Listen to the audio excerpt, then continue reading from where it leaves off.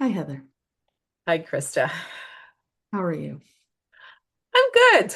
Yeah, Good. it's today, as I mentioned to you earlier, today's the second anniversary of me living in this place on the island. So I'm Yay. I'm sort of in nostalgia mode today, just thinking about what those 2 years have been. Yeah, congratulations. Mm. That's super cool. Yeah. Um, yeah. I think it's kind of fitting you bring that up because the blog post you wrote yesterday, I think it was, Yeah. um, Yeah. How to Fall in Love sort of reflects the Yeah. last 2 years a little bit It of you does. falling in love with your little spot on Yeah. the island there. Yeah. Um, Yeah, yeah. more specifically, more falling in love with a particular area of the woods, which is where I actually Mm, took you when you were visiting, and yes. yeah, how I just becoming really developing a deep attachment for this particular kind of little, just not a very big area, just that feels like it draws me back again and again, and It yeah, is really magical. I'm not gonna lie. I left feeling very envious of your little pocket of nature there because it's certainly unique and just yeah. very, very alive. There's so much there. I So could just keep much. uncovering new things that I hadn't seen before. I don't know what it, partly because it's on the land of an old sawmill, so there's a lot Mhm. of things that are buried in the land and things that trees have grown around and stuff. And it just yeah, it's endlessly fascinating for me to just yeah get to know it deeper and deeper. Yeah.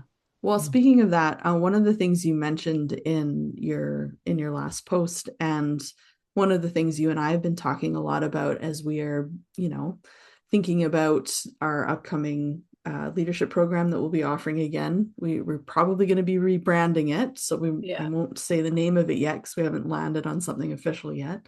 yeah, But it will be elements of the Leadership for Liminal Spaces thing we did last year, elements of the Know Yourself program that we've offered for a few years, and even pieces of my program, not the main character.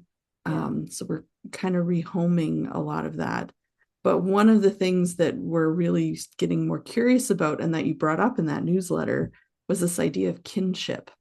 Mhm. Um, and I know it's not like a new concept, but it feels not new, but it feels really alive, I think, right now, this idea of kinship. So I was curious if you wanted to unpack a little bit about where your brain goes with that particular Yeah. term, and how it offers you hope for the current meta crises, mega crises that we find ourselves in. Yeah. Yeah, I should have prepared a little bit more and maybe gone looking for like Robin Wall Kimmerer's actual definition of it or something like Yeah. that. But I'll do my best. And speaking of her, she's really one of the people that's influenced me a lot in embracing this term. Robin Wall Kimmerer being both Indigenous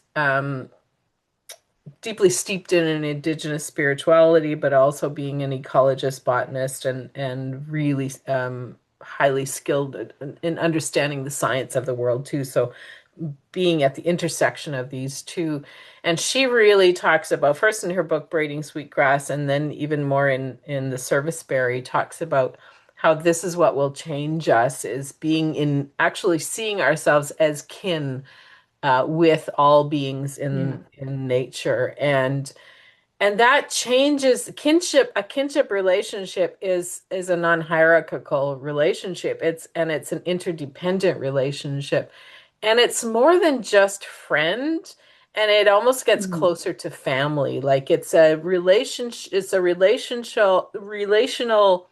quality that sees our um, reliance on each other, our need for each other, and sees our how we're woven into the ecosystem or the web of life, and how we all have to look after the rest of the beings in the ecosystem to make sure that they are well provided for so that we are also well provided for. So it's shifting our paradigm away from we've lived like so much of humanity has evolved into these belief systems that are rooted in separation and supremacy that we are, and some of it's frankly rooted in the Christian belief system that we grew up with, that we were like we're set apart, we're supposed to be stewards of the land, but we're not actually part of the land. Right. And then it's also rooted in capitalist frameworks where we become extractors from nature, and we take what we want,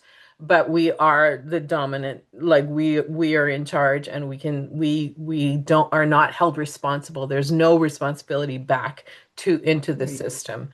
And what she's inviting us to be is to shift that paradigm completely so that we are now in relationship, and they are held as having value independent of us. And it really does. And it's taken me several years to really, I think, internalize what she's talking about, because when I remember first reading it several years ago, the book's been out for 6 or 7 years, I think. I can't remember when it came out, but and when I first read it, I thought, oh yeah, I love that idea. But it was still an idea on a page. And Right. it was still like I didn't entirely know how to embody the idea. Like it was like a Yeah. lovely idea, and I'd go to the woods and stuff like that, and would feel connected to them. But it was really in this last 2 years living on Vancouver Island where I've been really intentional about seeing nature differently and being in relationship. And then, as I wrote in the post, actually letting nature love me back, like feeling that I was being cared for there, as being held. So that just allowed me to change how I showed up.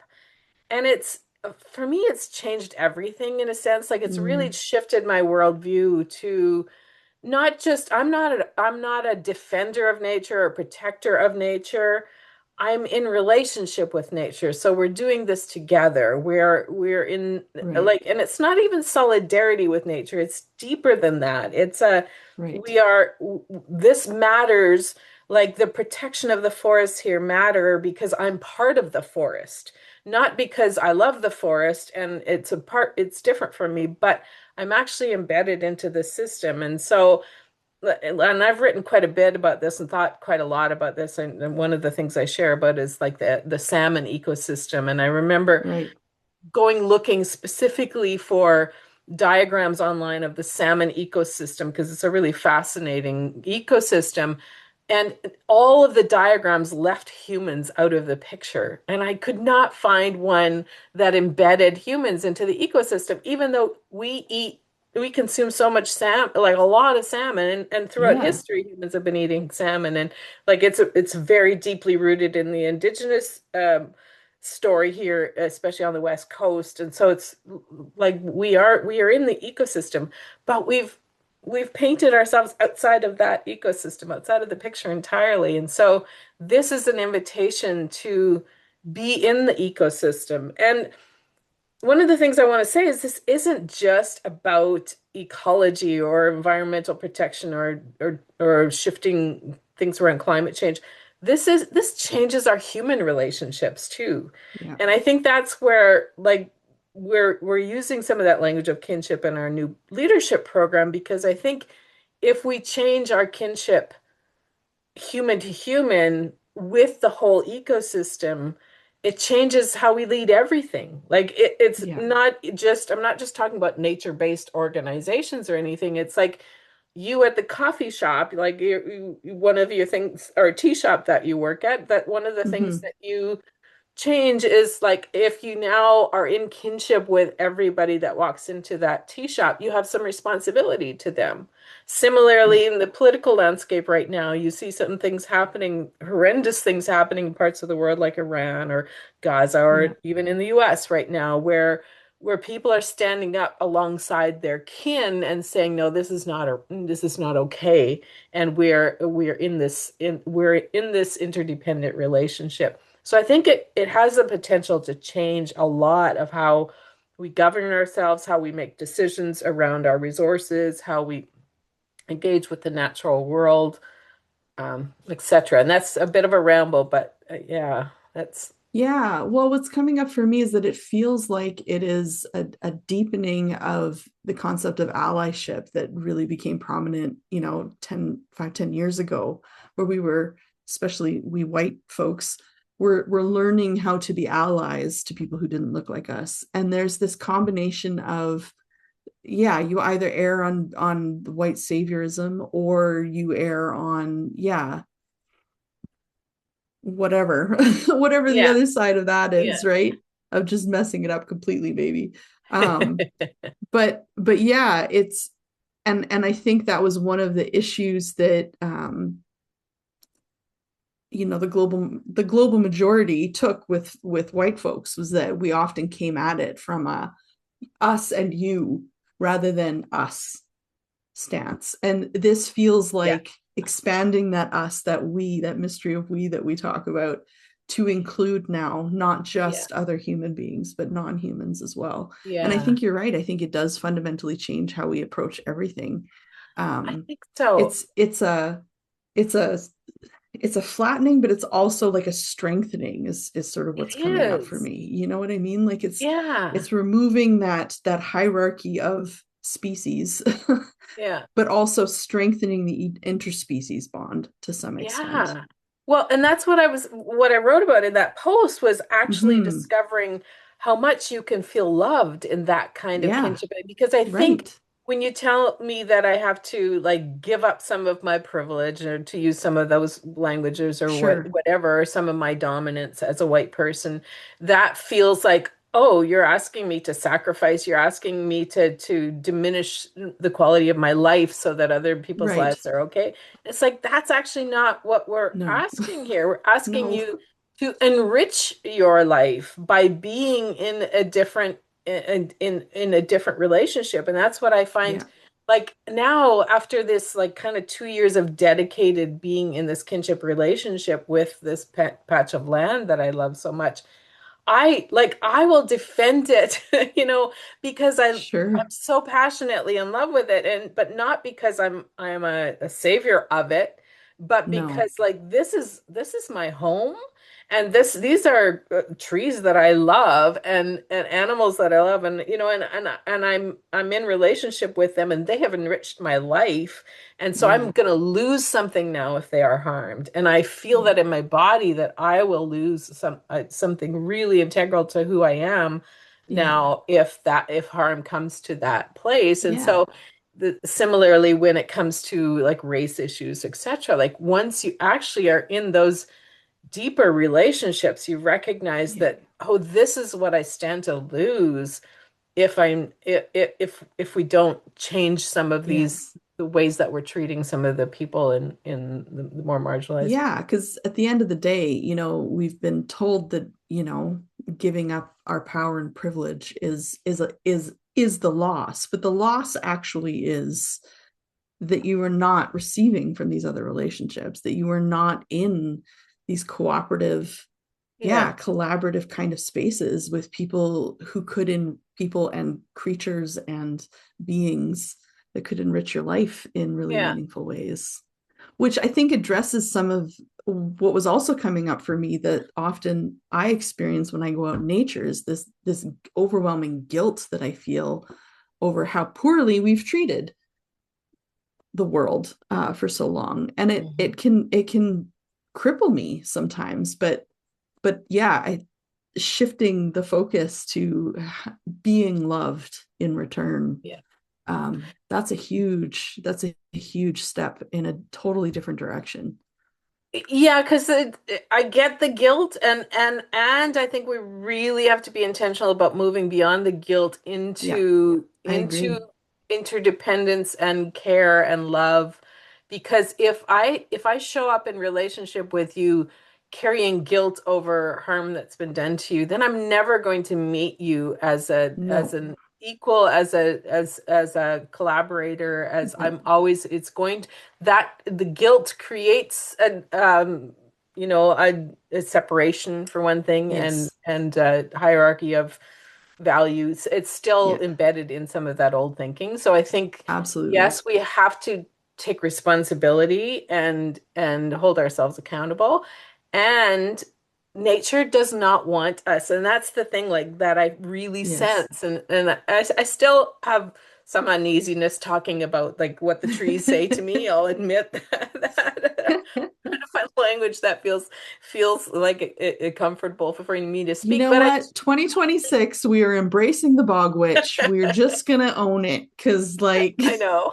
what do we have to lose at this But it really point? feels like when I'm with the trees, it's like they want me to show up in my wholeness.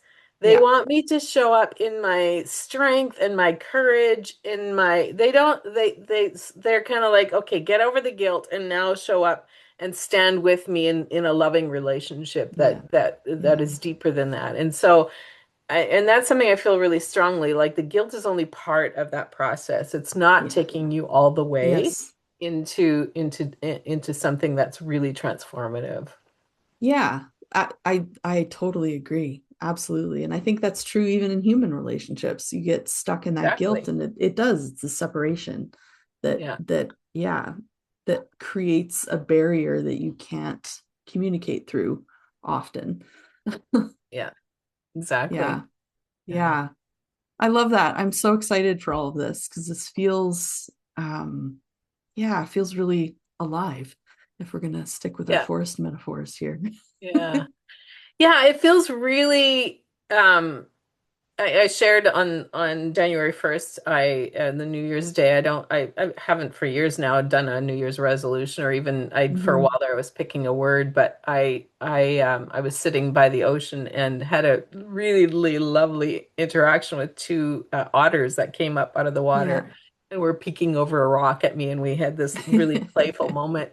And that felt like an invitation into what 2026 could be. It's like that was a kinship moment with those otters. It was magical, Yeah. and it felt like that's what I want to put my intention into this year. Is like how can I meet the world in that way that is transformative, that can help us move. And one of the people I follow a lot, I talk a lot about her these days because I'm really a big fan of her podcast, is Manda Scott.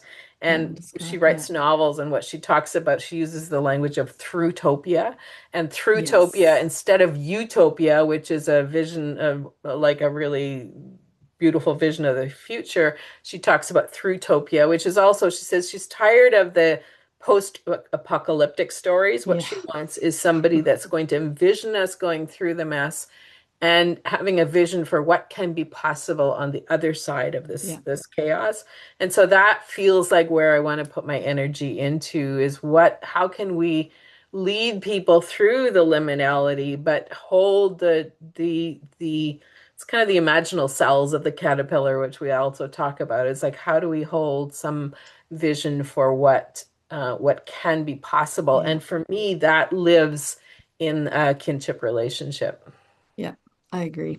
Yeah, I'm obviously down with this plan. Let's do it. Let's imagine something else. It is the Yeah. one thing that I try to remind myself whenever I get caught in spirals of all the what ifs and if onlys. Um, I remind myself that if my brain can come up with all of those disaster scenarios, it must also be creative enough to come up with alternate scenarios. Exactly.